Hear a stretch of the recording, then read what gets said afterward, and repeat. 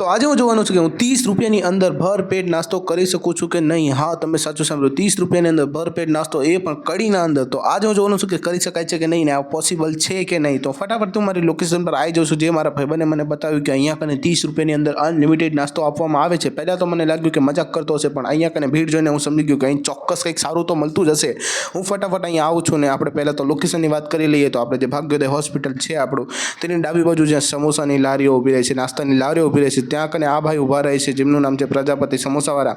અહીંયા કને તમે આવશો એટલે તમને સમોસા, રગડા, ચટણી, તેની સાથે સાથે સેવ અને અલગ અલગ જાતના મસાલાઓ જોવા મળી જશે ચટણીઓ સાથે. અને આ ભાઈ બહુ જ સારું લાગે છે, તમે એકવાર ટ્રાય તો મારજો જ.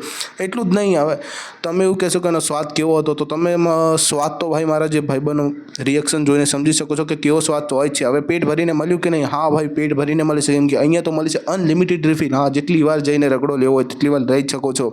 તો આપણો ચેલેન્જ અહીંયા પૂરો થાય છે. તમે પણ અહીંયા આવીને ટ્રાય મારજો, અને અહીં આવી ગયા છો તો સબસ્ક્રાઈબ કરી જ દેજો.